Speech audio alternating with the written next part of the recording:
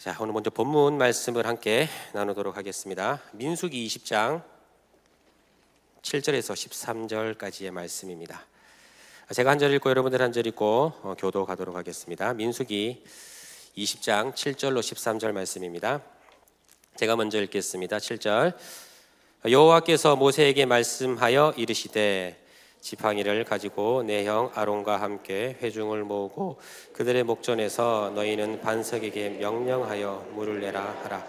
내가 그 반석이 물을 내게 하여 회중과 그들의 짐승에게 마시게 할지니라. 모세가 그 명령대로 여호와 앞에서 지팡이를 잡으니라.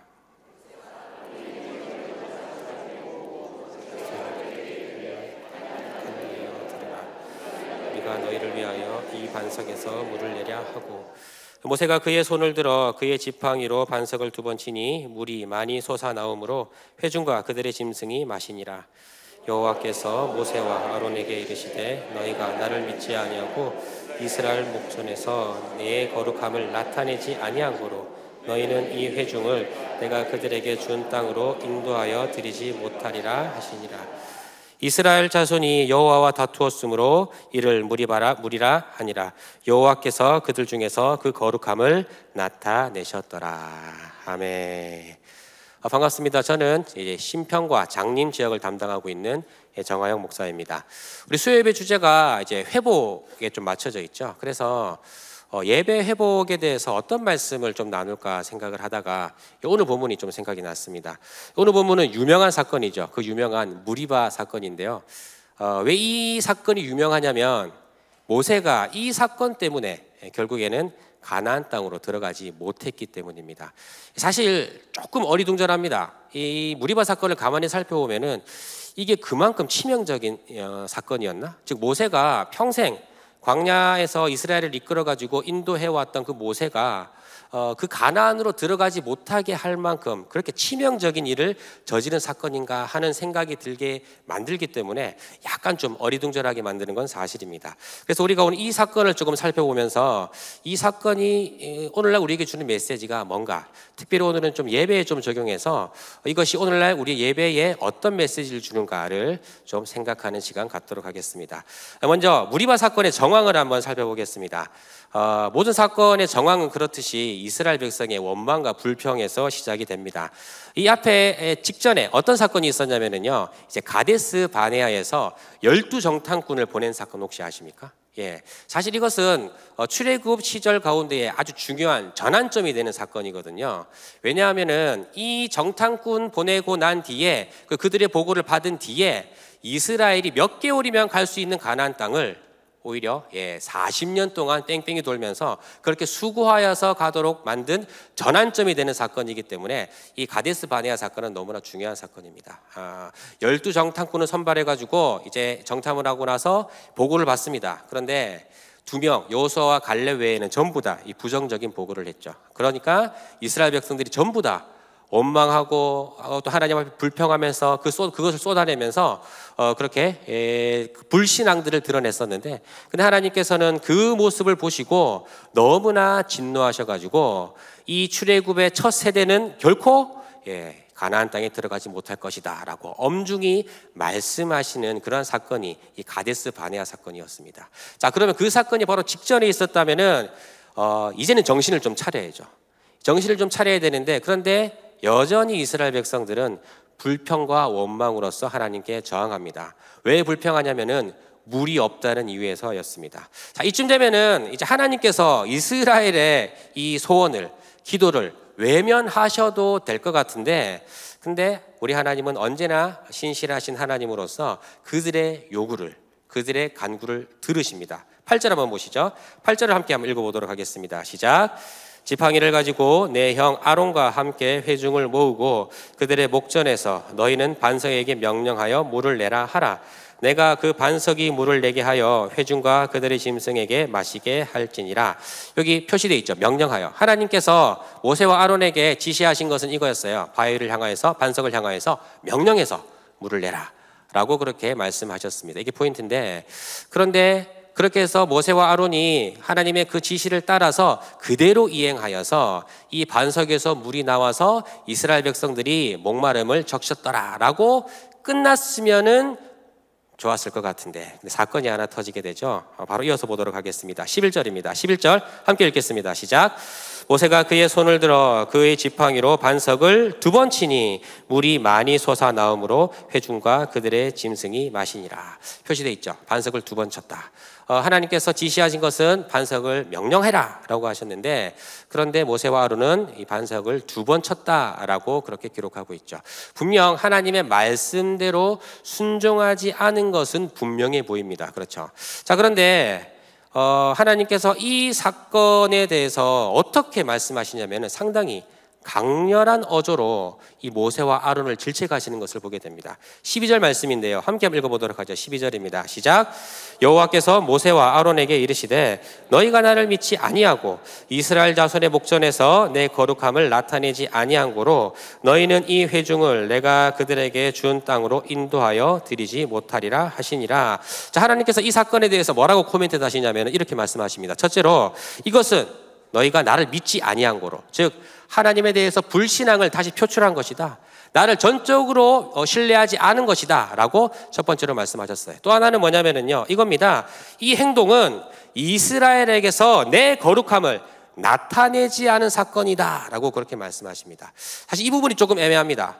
이 거룩함을 나타내지 않았다는 말이 무슨 말일까? 그래서 사실 여기에 대해서 해석이 조금 많거든요. 대체적으로는 어디에서 좀 일치를 보냐면은, 이 거룩함을 나타내지 않았다는 말은 바로 모세의 분노 표출을 지적하신 말씀이다라고 보통은 이해합니다. 즉 모세가 이 반석에 물을 낼 때에 이스라엘 백성들을 보니까 너무 한심하고 이제 좀 자기도 지칠 거 아니에요. 그러다 보니까 그들을 향하여서 분노가 솟아오르고, 그래서 그들을 향하여서 저주를 퍼붓고, 그래서 하나님께서 주신 이 말씀을 오히려 자신의 감정을 억누르지 못하고 절제하지 못하고 분노로 표출해가지고 이 반석을 향해서 2번 친 행동이다라고 보통은 그렇게 이해를 합니다. 자, 결국 그리고 이 사건 때문에 12절 말씀은 뭐라고 얘기하고 있냐면은, 이 모세와 아론이, 물론 그 다음 장에서 아론이 바로 죽기 때문에 이제 모세가 가나안에 들어가지 못했다라고 그렇게 얘기를 하고 있다는 거죠. 자, 이게 오늘 무리바 사건의 정황입니다. 근데 여러분 이게 이해가 되십니까? 이게 이해가 되십니까? 즉 사건을 가만히 보면은 이 이유 하나 때문에 모세가 가나안에 들어가지 못했다고? 사실 가만히 생각해 보면은 지금 출애굽에 있어서 가장 큰 공로는 누가 세웠습니까? 모세가 세웠습니다. 예, 쇠 빠지게 고생하고 말 안 듣는 백성들 계속해서 가르치고, 또 하나님과 백성들 사이에서 중보하면서 중재자가 되면서 끝까지 이 하나님께서 말씀하신 이 사명을 감당한 사람이 모세였습니다. 자, 그런데 하나님께서 이 사건을 충성스럽게 감당하지 못했다는 이유 하나 때문에, 아니 자기 사적 감정을 주체하지 못하고 하나님의 거룩하심을 드러내지 못했다는 이유 하나만으로 가나안에 들어가지 못하게 하셨다. 여러분 이거 좀 이해가 되십니까? 납득이 되십니까? 이게 모세 입장에서는 억울하지 않았을까요? 평생 자기 혼자 쇠 빠지게 고생만 하고, 그리고 가나안에 들어가지 못하고. 사실 근데 사건의 정황을 보니까 나도 가만히 보면은 이렇게 행동할 수 있을 것 같은데 라는 생각이 좀 들지 않습니까? 그래서 사실 모세도 많이 억울했던 것 같습니다. 그래서 이후에 보면은 모세가 이 일을 두고 하나님 앞에 계속 호소하는 이야기들이 좀 있습니다. 그래서 가나안 땅에 들어가게 해달라고 계속해서 하나님 앞에 간청하는 내용들이 여러 번 나옵니다. 자, 그런데 이 여러 번 간청 중에 하나님께서 종지부를 찢는 말씀이 있어요. 신명기 3장 26절인데요. 거기에서는 아예 이렇게 못을 박으십니다. 그만해도 족하니 이 일로 다시 내게 말하지 말라. 하나님이 아주 강렬하게 못을 박아버리십니다. 여러분 이게 너무 가혹하게 느껴지지 않습니까? 지금껏 이스라엘 위해서 헌신해왔고, 그리고 하나님의 명령에 순종하기 위해서 그렇게 애썼던 사람이 모세였는데, 근데 이 사건 하나로 가나안에 들어가지 못했다. 너무 가혹하고 공정하지 않은 것처럼 보입니다. 자, 사실 이 사건은 설명하기가 쉽지 않습니다. 사실 본문도 성경도 여기까지 정황만 얘기하고 있고, 이 사건 때문에 모세가 들어가지 못했다고 이야기만 하고 있기 때문에 사실 이 사건을 납득하거나 이 사건을 이해하기는 쉽지 않습니다. 그래서 우리는 사실 왜 하나님이 모세를 들여보내지 않으셨을까에 집중하기보다 이 사건이 가지는 의미가 무엇일까에 집중하는 것이, 또 그것에 접근하는 것이 더 중요하다는 것이죠. 그래서 그럼 이 사건이 과연 어떤 의미를 지닌가를 조금 함께 나누어 보고자 하는데요. 먼저 생각해 볼 것은 이겁니다. 이 사건의 의미를 파헤치기 위해서 이 사건은 누구에게 교훈이 되었을까요? 즉, 이 무리바 사건은 모세에게 교훈이 되었을까요? 아니면 이스라엘에게 교훈이 되었을까요? 즉, 하나님이 모세에게 그냥 섭섭한 게 있으셔, 우리도 알게 모르게 섭섭한 게 있으셔가지고 모세를 이거 하나 꼬투리 잡아가지고 못 들어가게 하시려고, 그래서 모세에게 교훈을 주시려고 이 사건을 만드셨을까요?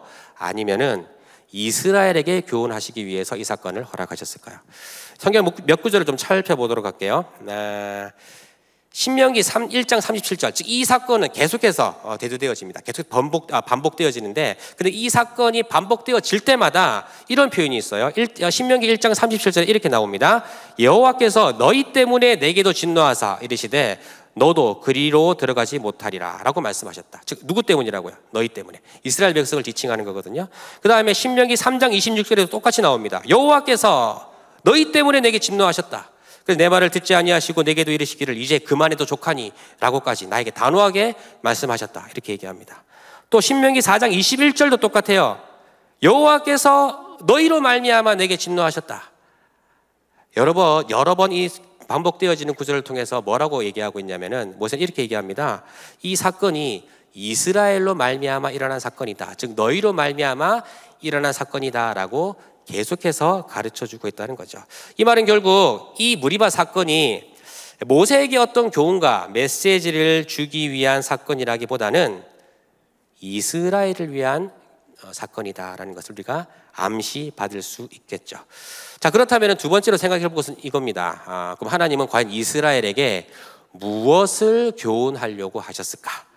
도대체 평생 고생했던 이 모세가 가나안에 들어가지 못하게 하는 이 사건을 통해서 이스라엘에게 무엇을 교훈하려고 하셨을까? 사실 앞서 말씀드렸지만 왜 하나님이 이것을 용납하지 않으시고, 그동안은 하나님께서 계속 용납하시고 자비를 베푸시고 이러셨던 하나님이 이 사건에 대해서 상당히 모세에게 가혹하게 대하시죠. 자, 그래서 이것을 왜 하나님이 그렇게 하셨을까로 접근하는 건 좀 쉽지 않다고 그랬죠. 그런데 이 사건에서 우리는 분명히 볼 수 있는 메시지가 하나 있습니다. 즉, 이 사건 하나를 통해서 우리가 분명히 드러나는 메시지 하나를 발견할 수 있다는 거예요. 그게 뭐냐면요, 바로 하나님의 엄중함입니다. 사실 우리가 이렇게 생각하잖아요. 이 정도 하나 불순종한 거 가지고 왜 가나안에 못 들어가게 하셨지? 왜 꼬투리 잡는 느낌이 들지? 뭐 이런 생각이 들잖아요, 사실은. 근데 사실은 이게 바로 우리 생각일 뿐이라는 겁니다. 사실은 하나님은 엄중하신 분이십니다. 엄중한 분이라는 것은 무슨 말이냐면은 하나님의 명령과 하나님의 말씀을 어느 것 하나도 온전히 복종하지 않는 것을 순종이라고 인정하지 않으신다는 말입니다. 온전한 순종만을 진정한 순종으로 여기시는 분이라는 말입니다. 자, 그런데 이제 이스라엘 백성들은 가나안 땅으로 들어가야 됩니다. 가나안 땅으로 들어가서 뭘 해야 되느냐? 하나님 나라를 세워가야 되거든요. 근데 하나님 나라를 세워갈 때에 뭘로 세워가느냐? 말씀의 복종으로 세워갑니다. 율법을 적용하여서 세상과 구별되어진 하나님 나라를 말씀에 순종함으로써 세워가야 될 사명이 이스라엘에게 있다는 말입니다. 그런데 그런 그들에게, 즉 복종으로 순종으로 하나님 나라를 이루어가야 된다는 이들에게 이 하나님이 엄중하시다는 메시지는 너무나도 필요한 메시지였던 것이죠. 여러분, 하나님의 엄중함이라고 하는 이 주제는 아마도 이스라엘이 간과해왔던 주제일 겁니다. 왜냐하면요, 지금껏 하나님의 어떤 일하시는 모습을 보니까 늘 용서하시고 늘 자비와 긍휼로 자신들을 돌보셨기 때문에 그들은 하나님이 엄중하시다는 것, 즉 단 한치의 불순종도 허용치 않으시는 분이라는 것을 간과하고 있었을 것입니다. 자, 그런데 하나님은 그런 이스라엘에게 오늘 분명히 교훈하십니다. 모세의 작아 보이는 이 불순종을 가혹하다 싶을 정도로 다루시면서 자의적인 해석이나 분노로 하나님의 일을 감당하는 것이 얼마나 엄중히 다뤄야 되는 일임을 보여주시면서 하나님께서는 자신의 엄격함과 엄중함을 보여주고 계신다는 말이죠. 여러분, 이 하나님의 엄중함, 이것을 드러내주고 이것을 교훈해주기 위한 사건이 바로 오늘 이 무리바 사건이라는 말입니다. 어떤 의미에서 이 백성들에게 이 사건은 그래서 하나님의 말씀과 하나님의 명령을 이루어가는 일이 이제부터는 정말 진지해야 되는구나, 엄숙해야 되는구나, 무거운 책임감으로 감당해야 되는 일이구나, 쉽게 봐서는 안 되는구나. 하나님 늘 용서하시던데 아니야. 모세의 일이 우리에게 교훈 주잖아. 하나님 엄중하신 분이셔. 하나님은 어떠한 자그마한 어떤 일들, 죄악조차도, 자그마한 어떤 불순종조차도 허용치 않으시는 분이죠 라는 분명한 교훈이 그들에게 남았다는 것이죠. 근데 더 나아가서 이들에게 더 중요한 교훈이 있습니다. 뭐냐면요, 이겁니다. 자신들이 가나안에 들어갔잖아요. 근데 모세는 못 들어왔다. 그러면 상대적으로 그들이 어떤 마음이 들까요? 야, 우리는 통과했으니까 아싸. 모세는 못 들어왔으니까 우리는 뭐 모세가 어떻게 들어왔더니 우리는 상관없어. 우리는 상관없는 일이고 나만 들어오면 돼. 이런 생각을 가졌을까요? 아니겠죠. 분명히 의문을 가졌을 겁니다. 모세는 왜 못 들어왔지? 우리 중에 사실 가나안에 가장 먼저 들어와야 될 사람은 모세 아닐까? 출애굽에 있어서 가장 수고한 사람은, 헌신한 사람은 모세인데, 그렇다면은 가나안 땅에 들어오는 이 영광스러운 면류관은 모세가 받아야 되는 거 아닐까? 근데 모세는 못 들어오고, 근데 아무것도 안 한 나는 왜 들어와 있지? 이런 생각 안 가졌을까요? 설명할 수 없는 일이 생깁니다. 갑자기 가나안에 들어왔는데, 여기 입성했는데 갑자기 설명할 수 없는, 이해할 수 없는 일이 생기고 만다는 겁니다. 여러분, 이게 무슨 말인지 아시겠습니까? 즉 가나안에 들어가는 이 일이 자신의 공로로는 절대 들어갈 수 없는 일이구나라는 것을 깨달았다는 것이죠. 여러분, 궁극적으로 모세는, 물론 궁극적으로 모세가 구원받지 못했다는 말은 절대 아닙니다. 성경은 모세가 율법을 받은 율법의 대표이며 또한 선지자로 규정하고 있고 하나님의 위대한 지도자로 언제나 그렇게 칭송하고 있죠. 그런데 이렇게 공로가 큰 모세를 가나안에 들어가지 못하게 함으로써 이 가나안에 들어가는 일은 자신의 어떤 공로나 노력이나 헌신이 아니라 온전히 은혜로만 가능한 일이구나라는 것을 깨닫게 했다는 말입니다. 여러분, 그렇습니다. 이 무리바 사건은 바로 이 하나님의 엄중함을 드러낸 사건입니다. 그것을 이 백성들에게 교훈하는 사건입니다. 그들이 가나안 땅에 들어가서 이제 말씀을 이루고 순종해 갈 때에 이 하나님의 엄중함이라고 하는 메시지를 기억하여서 그들은 모든 순간순간 철저히 복종하고자 애를 쓰게 만들었을 뿐만 아니라 그들이 가나안에 들어간 것 자체가 설명할 수 없는, 자격 없는 자들에게 주어진 은혜에 의한 결과라는 것을 깨닫게 하는, 교훈하는 사건이 바로 이 무리바 사건이었다는 거죠. 제가 사실 오늘 설교를 좀 준비하면서 예배 회복, 우리가 이 회복에 대해서 좀 나누고 있다 그랬죠. 그래서 예배 회복의 주제에 어떤 게 가장 좋을까 생각을 하다가 불현듯 이 본문이 생각났다 그랬죠. 왜냐하면 우리가 가장 시급하게 회복해야 되는 주제가 이것이 아닐까 좀 생각을 했는데, 바로 하나님의 엄중함에 대한 인식의 회복입니다. 왜냐하면 이게 우리가 너무 쉽게 간과하는 주제이기 때문입니다. 이스라엘 백성들과 똑같이. 즉 우리는 하나님의 용서와 하나님의 어떤 자비와 하나님의 긍휼이라고 하는 이런 부분에 있어서는 좀 많이 이제 깊이 묵상하고 많이 이해하는데, 근데 하나님이 엄중하신 분이라는 이 중요한 주제, 이 메시지는 쉽게 간과하는 경우가 참으로 많이 있기 때문입니다. 즉 그러다 보니까 우리는 이 엄중함이라고 하는 것에 대해서 때로는 놓치고, 우리가 정말 하나님을 복종하고 살아가야 되는 그 모든 삶의 순간들, 사명들을 잃어버릴 때가 참으로 많이 있다는 겁니다. 그래서 이것을 조금 확장해서 좀 생각해 보고자 하는데, 하나님의 엄중함에 대한 이 인식은 오늘날 우리에게 이제 무엇을 만들어내는지 두 가지로 좀 정리해 보고자 합니다. 먼저 첫 번째로는요, 이겁니다. 하나님의 엄중함은 우리의 삶과 예배를 통제한다는 것입니다.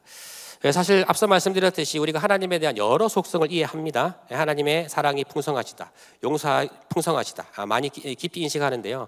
근데 그러다 보니까 우리가 어떤 부작용이 있게 되냐면요, 하나님 앞에 범법하는 것을 가볍게 여길 때가 있다는 말입니다.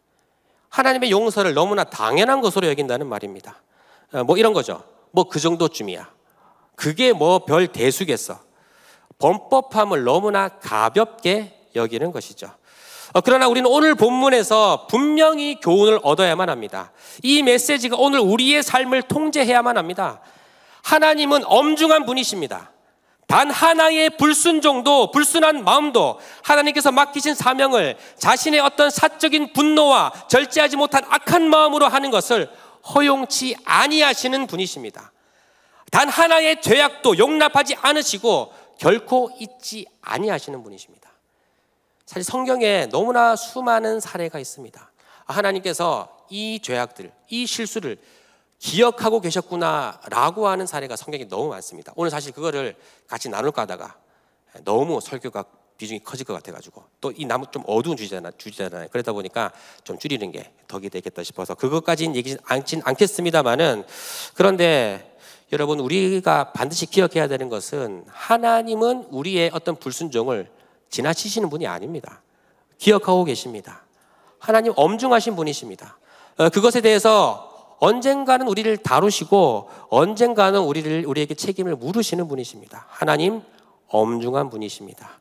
여러분, 하나님의 이 엄중함이 우리의 삶을 통제하게 되기를 바랍니다. 단 한치의 죄악도 하나님이 쉽게 넘어가지 아니하시고 진노하신다는 것을 기억하게 되기를 바랍니다. 이 하나님의 엄중함, 이렇게 우리의 삶을 통제하게 되기를 바랍니다. 그리고 더 나아가서 이 하나님의 엄중함은요, 우리의 예배 또한 통제해야만 합니다. 무슨 말이냐면요, 예배를 통제한다는 말은 무슨 말이냐면은, 우리가 예배로 나올 때에 반드시 기억해야 되는 주제가 뭐냐면요, 하나님의 엄중하심 앞에 우리가 서 있다는 것을 기억해야 한다는 말입니다. 우리가 수많은 범법과 불순종을 저질렀는지 날마다 주님의 존전 앞에 나올 때에 기억나야만 합니다. 그래서 우리가 완전하신, 거룩하신, 온전하신 하나님 앞에 결코 설 수 없구나라는 것을 깨달아야 한다는 말입니다. 그 하나님 앞에 설 수 없기 때문에 우리는 무엇을 붙들어야만 합니까? 바로 이겁니다. 하나님 앞에 나아가는 유일한 길은, 그렇기 때문에 오직 이 예수 그리스도의 공로와 보혈을 말미암지 않고는 나아갈 수 없음을 인식하고 인정하고 고백해야 한다는 말입니다.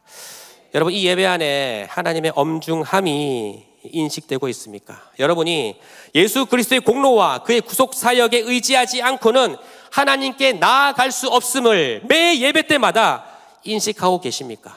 그래서 그 예수의 이름을 붙들고 예수의 이름만을 의지하면서 하나님 앞에 나아가십니까? 하나님의 엄중함에 대한 인식을 회복하십시오. 그리고 오늘도 우리의 유일한 구세주 되신 예수 그리스도의 이름을 붙잡으십시오. 이것이 첫 번째입니다. 그 두 번째는요, 엄중함은 무엇을 만들어냈느냐? 두 번째는요, 하나님의 이 엄중함에 대한 인식은 우리의 구원의 노래를 회복시킨다는 것입니다. 여러분, 앞서 말씀드렸지만 이스라엘 백성에게 무리바 사건은 엄청난 사건으로 다가왔다 그랬죠. 엄청나게 큰 메시지였습니다. 왜요? 모세가 못 들어왔으니까. 사실상 가나안에 들어온다면 가장 먼저 들어와야 될, 가장 먼저 인정받아야 될, 그리고 상 받아야 될 사람이 모세인데 그가 못 들어왔습니다. 그러다 보니까 이 백성들에게 나는 어떻게 들어온 거지? 라는 고백이 생긴다 했죠. 의문이 생긴다 했죠. 여러분, 마찬가지로 하나님의 엄중함은 어떤 메시지를 만들어내냐면은, 우리에게 어떤 메시지를 또 주냐면은요, 우리가 하나님의 구원과 은혜를 결코 받을 자격이 없다는 것을 깨닫게 한다는 말입니다. 하나님이 요구하시는 그 완전한 순종과 완전한 충성은 내가 이룰 수 없다는 것을 깨닫고, 나에게 주어지는 구원이 결코 나의 어떠함에 근거한 것이 아니며 도무지 설명될 수 없는 것임을 깨닫게 한다는 말입니다. 여러분이 하나님의 엄중함이 적용되어졌을 때에 이 예배의 자리에 누가 나올 수 있겠습니까?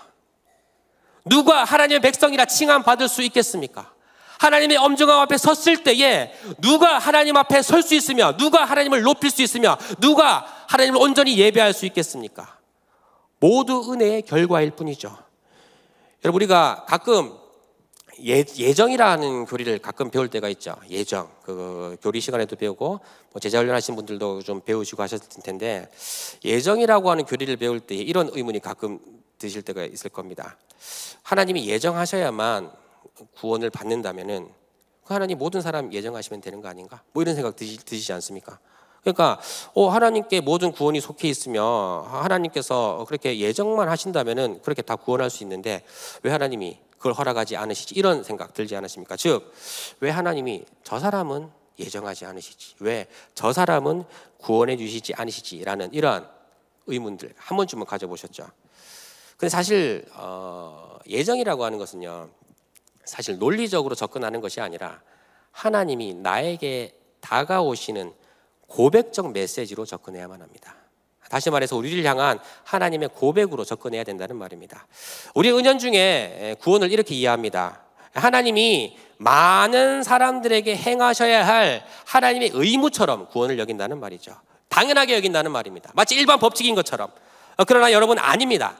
구원은 안 당연한 겁니다. 구원은 있을 수 없는 일이 일어난 겁니다. 말로 설명이 되지 않는 일이 일어난 겁니다. 절대 일어날 수 없는 일이 일어난 겁니다. 말로 설명할 수 없는 너무나 특별한, 너무나 이해할 수 없는 일이 바로 구원이라는 말입니다.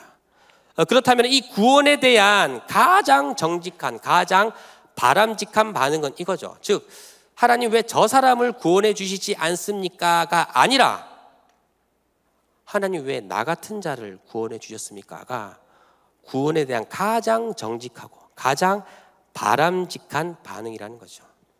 하나님 생각해 보면 나도 저 사람처럼 똑같이, 아니 저 사람보다 더 추악한 죄악을 저지르고 살아가는 인생이 바로 나인데 왜 나를 부르셨습니까? 왜 나를 당신의 백성 삼아 주셨습니까? 왜 나를 사랑한다고 말하셨습니까? 왜 나를 하나님의 백성 삼으셔서 이 구원에, 너무나 영광스러운 이 구원의 은혜에 나를 참여시켜 주셨습니까? 이것이 구원을 이해할 때 가장 정직하고 바람직한 반응이라는 것이죠. 여러분, 이 고백이 넘쳐나야만 합니다. 이 찬양이 넘쳐나야만 합니다. 이 구원의 노래가 내 삶을 가득 채워야만 합니다. 하나님의 엄중함에 대한 이 인식이 깊어지면 깊어질수록 우리가 받은 이 구원이 말도 안 되는 구원이라는 것을 깨닫게 됩니다. 있을 수 없는 일이 일어났다는 것을 깨닫게 됩니다. 그리고 우리에게는 멈출 수 없는 구원의 노래가 터져나오는 것입니다. 주체할 수 없는 감사와 감격과 찬양이 흘러 넘치는 것입니다. 여러분, 이스라엘이 이 구원의 노래를 잃어버렸을 때에 영적 침체에 빠졌다는 것을 잊지 마십시오. 즉 이스라엘도 역시나 그들에게 베풀어진 구원을 항상 찬송할 때가 있었습니다. 자, 그런데 시간이 흐를수록 그들은 이 감격에서 멀어지게 됩니다. 그리고 구원의 노래가 희미해지게 됩니다. 그러다 보니까 오늘 본문처럼 일상에서 불평이 터져 나옵니다. 일상에서 원망이 터져 나옵니다. 왜요? 구원의 노래를 잃어버렸기 때문입니다.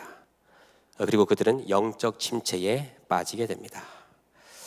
여러분, 이 구원의 노래를 우리가 회복해야만 합니다. 이 구원의 노래가 여러분들에게 있으십니까? 주체할 수 없는 구원에 대한 감격과 감사와 찬송이 있으십니까? 여러분, 이 구원의 노래는 원망으로 가득 찬 우리의 모든 일상을 덮어버리는 노래입니다. 우리의 모든 분노와 영적 침체를 완전히 깨어 부수는 그러한 노래입니다. 그리하여서 우리의 모든 삶을 온전한 기쁨과 찬송으로 회복시키는 노래입니다. 여러분, 이 구원의 노래가 오늘 우리에게 있습니까? 마틴 로이드 존스 목사님이라는 분이 계십니다. 저에게 있어서 이제 아주 지대한 영향을 미친 몇몇 목사님이 계신데 그 중에 가장 저에게 영향을 미친 분이 누구냐 했을 때 저는 단연코 이 마틴 로이드 존스 목사님을 뽑습니다. 그만큼 저에게 있어서는 아주 영적 멘토와 같은 분이신데 이분이 평생 기도하셨던 주제가 뭐였냐면요, 바로 부흥이었습니다. 부흥.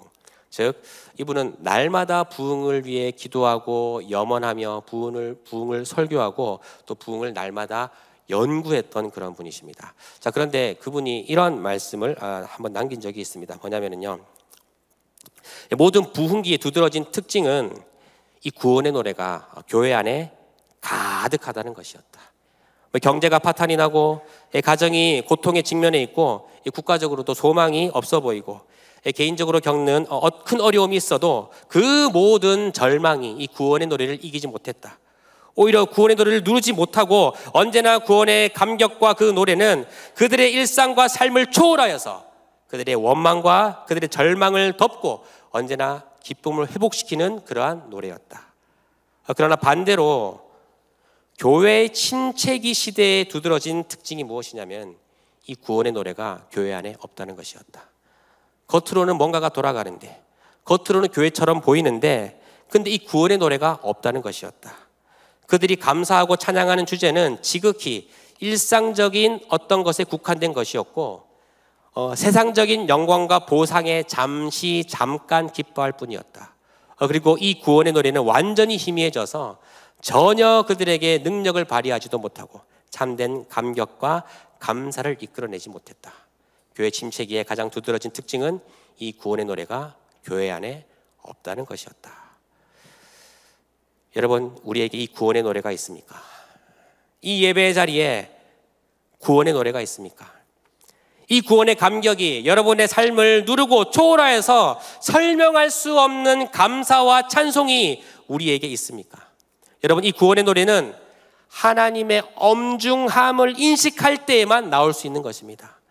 우리가 어떤 지경에서 구원을 받았는지를 깨달을 때에 나오게 되는 노래입니다. 여러분이 하나님의 엄중함이라고 하는 이 위대한 메시지를 통하여서 이 놀라운 구원의 노래를 회복하는 우리 모두가 되기를 바랍니다.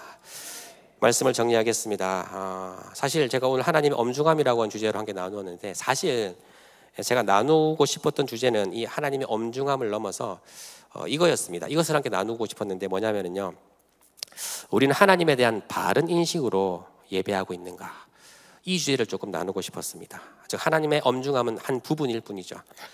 여러분, 우리 예배는 하나님의 존전 앞에 나아가야만 하는 그런 예배입니다. 하나님을 분명히 인식하면서 그분의 거룩하심 때문에, 그분의 크심 때문에, 그분의 위대하심 때문에 그것이 찬송으로 나와야 되고 경외로 나와야만 하며, 그리고 하나님의 엄중하심 앞에 정확히 반응하면서 나아가는 예배여야만 합니다. 여러분, 그럼에도 불구하고 우리의 예배가 너무 외적인 분위기에 민감한 건 아닌지 모르겠습니다. 즉 예배의 흐름이 순조롭은가 이런 거에 너무 민감하거나, 흔히 말하는 예배의 연출에, 예배의 기능적 요소들에 우리가 너무 민감하고 의존적인 것은 아닌가 모르겠습니다. 사람이 예배 안에 통치하는 일들이 너무나 많이 있습니다. 그 모든 것들은 부수적인 것이어야만 하고 예배를 섬기는 자리여야 되는데, 근데 어느 순간 그것이 예배의 의존 주제가 되어버렸습니다. 마치 그게 없으면은 예배가 은혜롭게 돌아가지 않는 것처럼. 아닙니다, 여러분. 예배는 하나님의 존전 앞에 나아가는 것이 가장 중요한 가치입니다. 여러분, 그렇기 때문에 하나님을 바르게 인식하시면서 그분의 보좌 앞에 나아가십시오. 하나님의 존전 앞에 나아가십시오. 하나님이 어떠한 분이신지 날마다 인식하시면서 그분 앞에 나아가십시오. 오늘 함께 나온 이 주제, 오늘 함께 나눈 이 주제, 하나님의 엄중함뿐만 아니라 그분의 모든 속성들, 그분의 위대하심과 그분의 거룩하심과 그분의 충만한 사랑과 그분의 무한한 자비의 그 용서를 날마다 기억하시면서 그분의 존전 앞에 나아가십시오. 우리의 예배 안에 이 인식으로 말미암아서, 이 고백으로 말미암아서 더욱더 하나님과 친밀함을 누리며 그분에 대한 더욱더 깊고 놀라운 찬양들이 우리 안에 가득하고 쏟아져 나오기를 주님의 이름으로 축복합니다. 이 시간 우리 함께 이 찬양했으면 좋겠는데요.